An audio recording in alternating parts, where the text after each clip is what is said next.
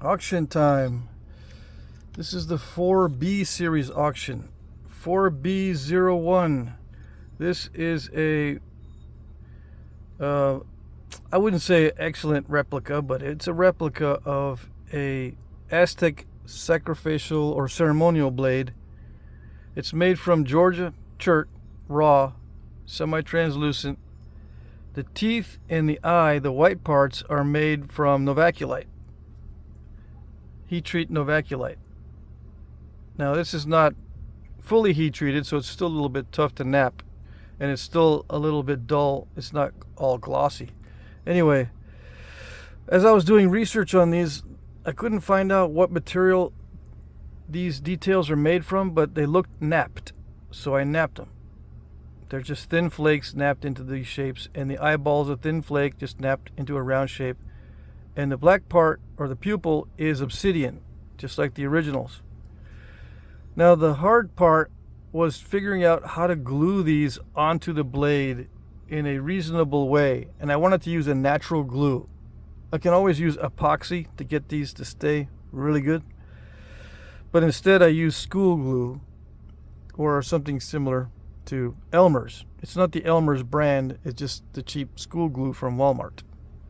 It is water soluble, so if you leave this in water, the glue will dissolve and these will come off. Also, you can pry these off probably because school glue is not very tough. But I wanted to use a natural glue. I might use hide glue next time. We'll see. Anyway, I had to put several layers on here. I put a good layer to glue it down, but then you see little bubbles and little gaps because a water-based glue does not fill gaps very well. So I had to keep reapplying the glue around the edges. And I think it forms a pretty good seal to get these to stay. Anyway, you're probably not going to be using this to cut anything or whatever. So it should stay on there pretty good. This is just barn red craft paint from Walmart. Flat, no gloss, for the mouth there. So that's paint, novaculite, and obsidian on this blade. Now some of these blades are painted and they're more elaborate than this. They've got vertical stripes of paint across here and embellishments around the mouth and eye. I got some notes. I didn't go through that. I didn't go to the extreme. Anyway, I took some notes on one of the blades on display in Mexico. For my own purposes, I just went to the Lithic casting lab site and got a bunch of data on, I think they have casts of some of these, right? So I just took the data down. One of the blades that they considered an average was 7 3/8 long by 2 5/8 wide. This one here is close to that. This one is 8 1/8 by 2 1/2. Okay. Now the real ones are very thin, here and here, but I didn't want to thin it down too much, mainly because of my skill level, but also if you're going to display this or take it out and put it back in your display, because it's pretty cool, I think. You'll be handling a lot, and if you drop it, this is a little bit more robust, you won't break it. All right. That's my excuse for leaving it thicker. All right. So yeah, this was kind of cool. I'm going to make more of these. What else was I going to say on this? Some of these have exaggerated points, and some of them don't. Like they have these little exaggerated points on the tip, and some of them don't. So I made one without it, without that exaggerated little tip. You can put it on there if you want. It's up to you. You can nap it in there. This had an issue with a little pocket of something in there, the limestone or whatever, but it wasn't bad. It doesn't go all the way through. All right. So that's item number 1. Oh, how do you say this name? I've been looking at this. Tecpaddle. It's a Tecpaddle ceremonial knife. Tecpaddle is the god of the sacrifice or something. All right.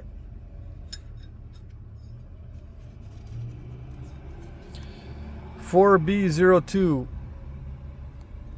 This is a raw Georgia chert leaf-shaped blade. The first one is a raw Georgia chert blade too, butterscotch. This is raw. Same with this one. Same stuff, butterscotchery stuff. This one's 8 by 2.5. Seems to be something that I can do. I don't like them too much longer than this, or too much wider, or too much thicker, because they break on me. All right, I sharpened it around the edges, but it's the sawtooth type of sharpening where I didn't take a whole lot of time to sharpen it. I took more time to sharpen this one. As you can see, there's a difference in the quality of the edge.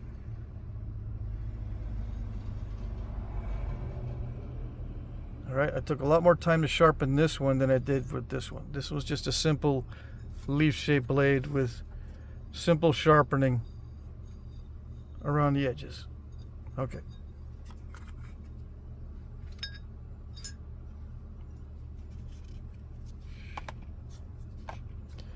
(4B03).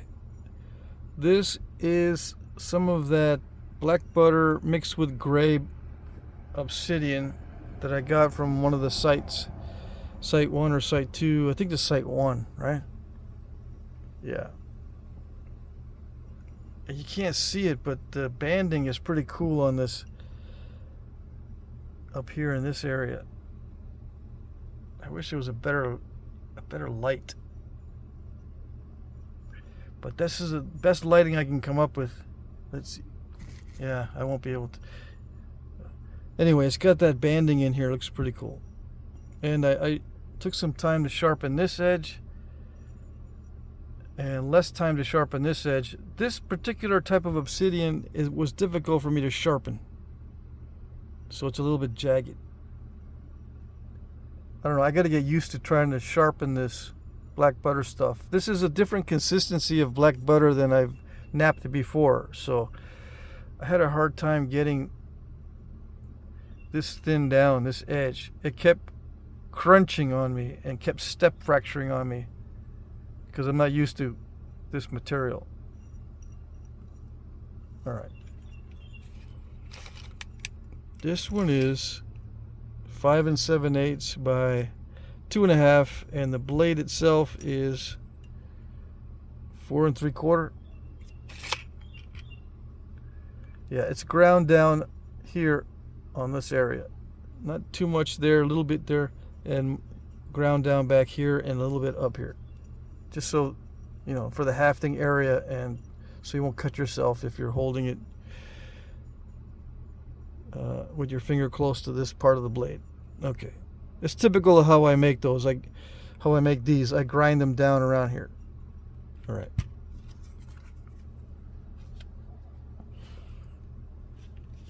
(4B04). This is the cinnamon obsidian on video.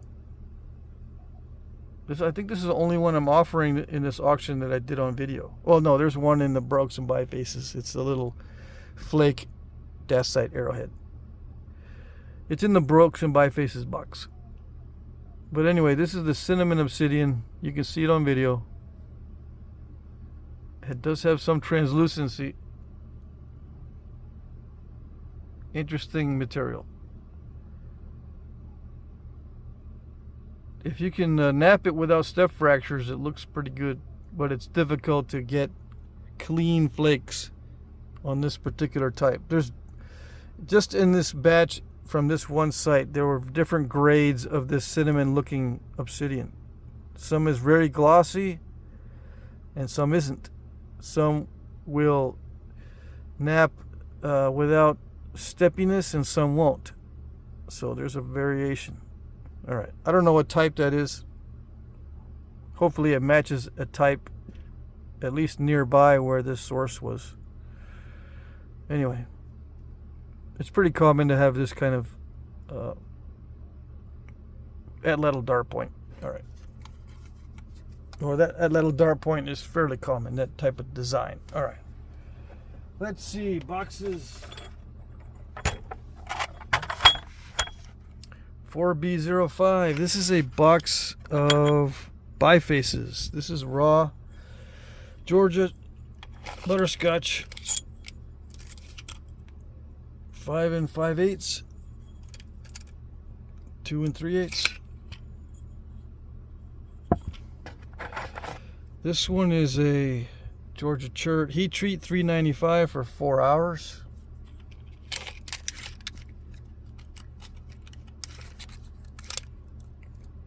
Almost 4 3/4. This is a piece of banded obsidian from site number 2. Let's see if we can get some light on this. It has banding in it.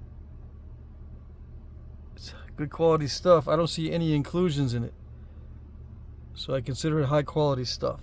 No inclusions, no drastic banding that interferes with the flaking as far as I can tell. It's like a double flow. It's very similar in consistency to triple flow.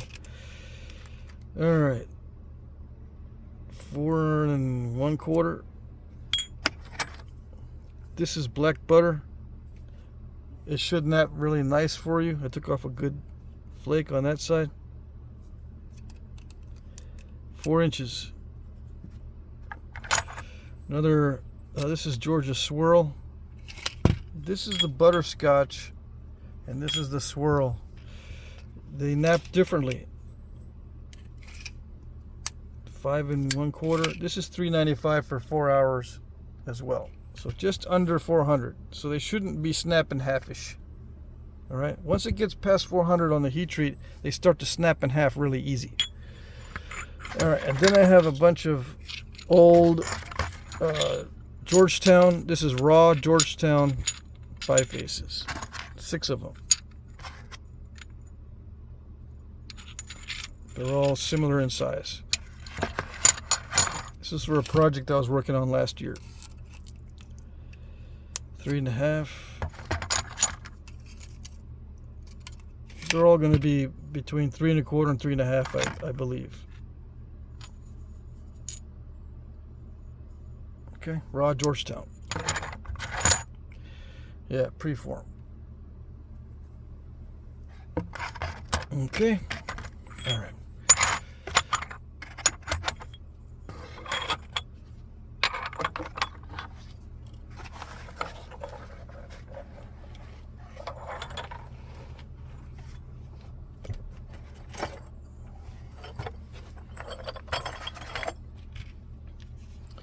For B06, this is a box of broken bifaces.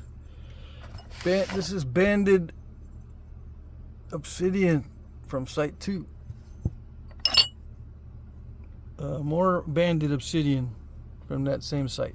This one, however, is in the broken bifaces because it has these inclusions in it. I don't know how deep they go. And it has some cortex. So I'd rather not deal with this particular type, so I stuck it in the broken bifaces. This one, actually, this is pretty good quality stuff. This is an ancient break, I think. I don't know. Let's see. 4 3/4. A little over 4 1/2. This one I broke last night. I was in a hurry, and I really was disappointed that I broke this one. I was going to offer it in the auction. I tried to get it thin. What I did was, the first mistake was I took a big bite out of it, trying to thin it. This is raw, if I haven't mentioned that yet. And I said, man, that's pretty bad. But I see another spot I need to thin down, so let's try that. So the next spot that I tried, broke it. Yeah, so that's a little bit past my knapping ability as far as thickness goes. So there it is. You can still knap it into a knife on this side, 5 1/4. Little point, maybe arrowhead on this side. All right. Another piece of, this is black butter, but it has issues in it. I think it has some issues with the banding, but it'll give you a chance to feel what it naps like. 4 3/4. This one I broke a couple days ago, and that's a seashell fossil in there. I broke it on the seashell. It's not my fault. Yeah, it was going to be one of those Aztec paddle blades. Yeah, raw swirl type chert. It does have some defects in it. It was going to be, let's see how long it is. 7.5. So it's going to be about 7 inches long. Anyway, yeah, broke it on the seashell. Another piece of banded. This one's got some nice translucency and transparency. But I did this on video, right? I was snapping this on video, and I noticed this crack in here, this natural crack, runs along one of the bands. I think I got under it in the video, so you shouldn't have issues with it. But I put it in here anyway as one of the brokes, because it has a potential of being a broke if it breaks along that band. But it's cool stuff, high quality stuff, other than that banding flaw. This one I snapped yesterday. When did I snap this? I don't know. Did I snap it on video?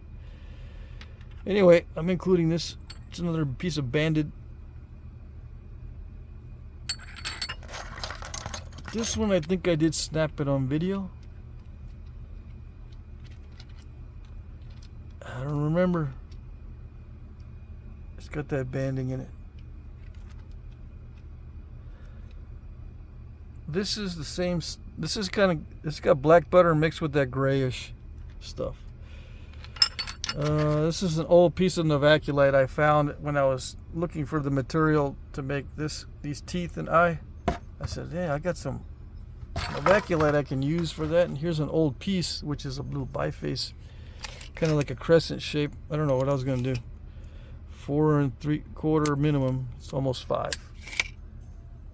It's heat treated, but not all the way, so it's tough to nap. It's not all the way heat treated. It could probably go up higher. It's probably heat treated to 500 or 550 or 575. It needs more than that, like 600 or 700 degrees to get glossy, as far as I know. And then this little point that I did on video is in here. It's considered a broke because I broke the first phase where it had corner notches. I broke off one of the barbs, or one of the ears. Anyway, that's in here. Alrighty.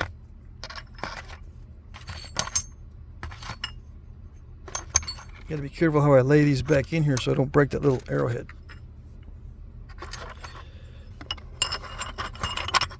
I think they'll all fit. I'll cram them in here. I'll rearrange them and get them all in the box. If they don't fit in this box, I'll put them in a little slightly larger box. Yeah, it's pretty full. All right.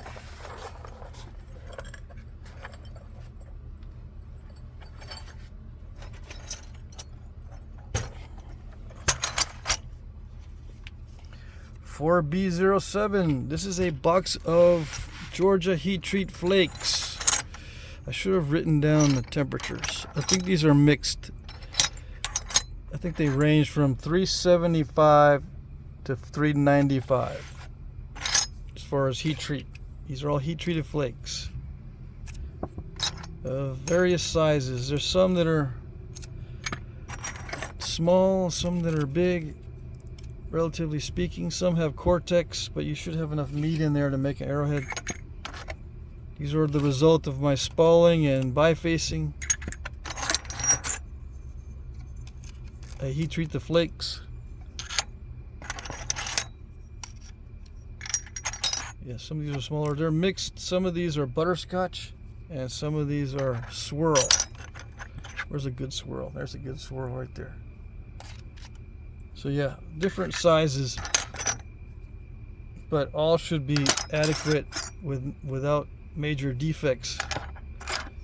Some are really thin, so if you want to nap around the edges, you can do that. Some are really thick, so you got some meat in there to work with if you want that.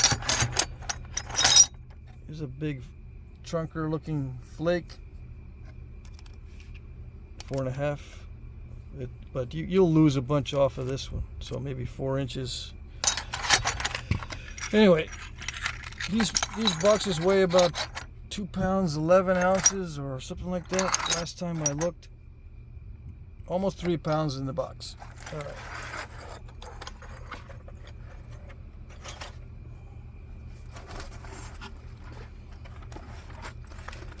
Okay, 4B08. This one is a box of Debitage. What does it say? Georgia chert heat treat Debitage, 375 to 395, 14.5 pound minimum. Yeah, I saved these up. Takes me a couple of weeks to save up enough Debitage to fill up one of these boxes. 10 by 8 by 5. This will fit into a medium flat rate box from the post office. Okay, it fits in pretty good, and it's made of thick cardboard, so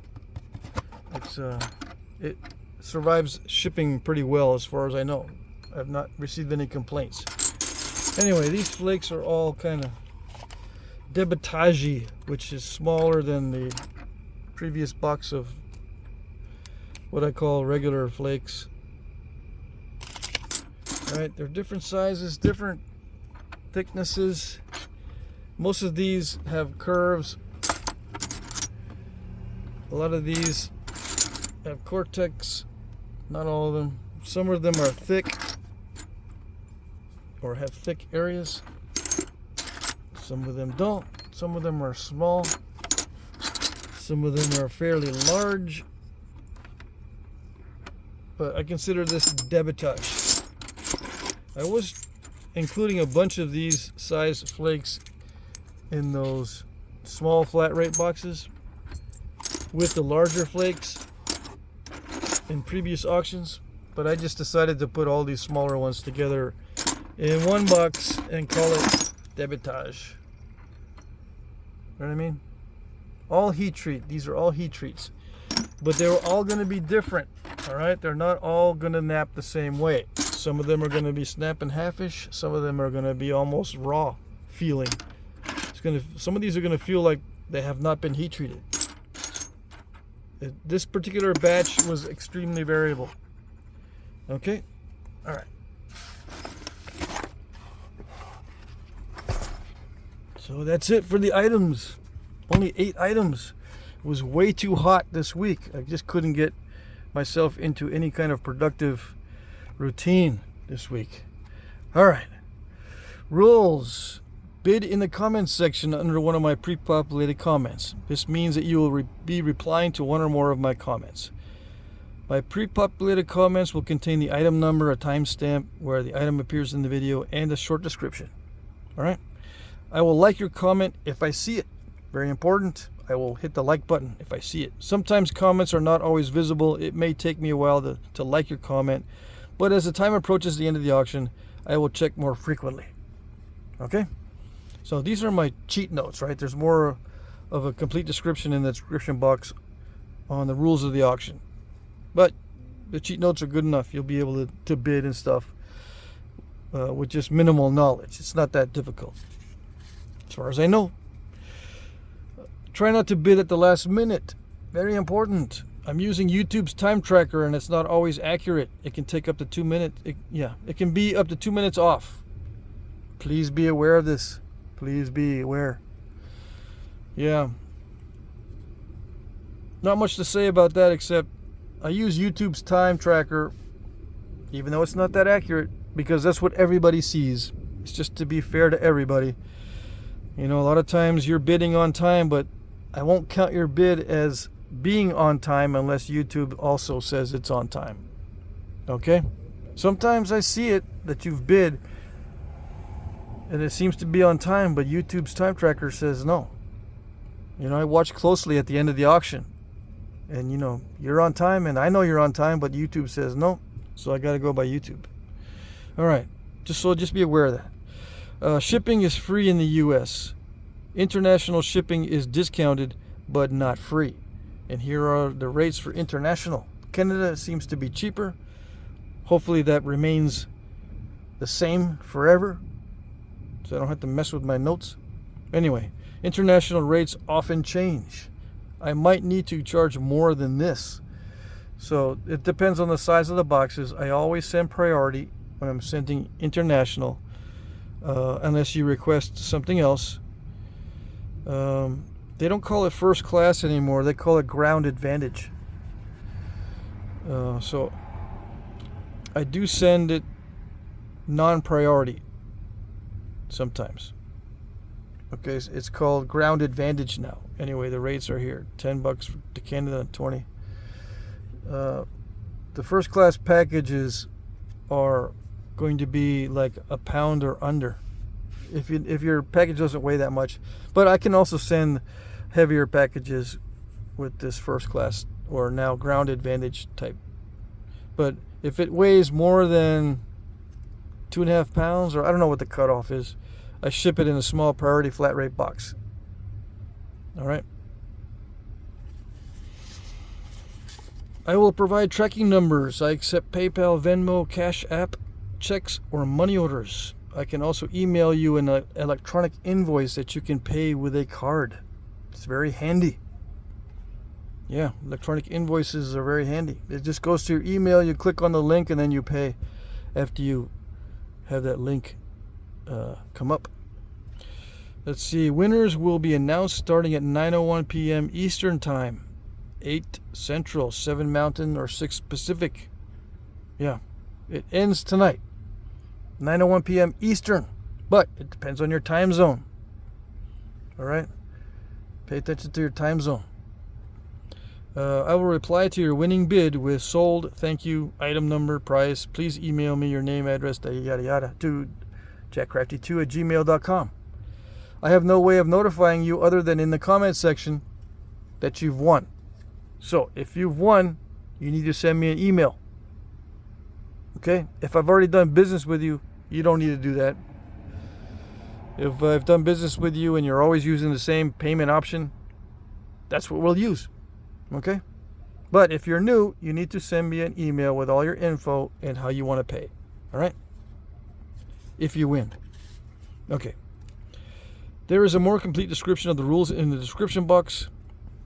As I've said, if you have questions, please email me. Please look at my previous auctions to see how they work. If you are not able to reply or comment, you will not be able to bid. Okay? If you don't know how to reply or comment, please practice on another one of my videos. I will work with you via email if you're having issues with comments or replies. Also, there's a demo on my Auction 3J on my tablet, just to try to make it more clear to how to bid.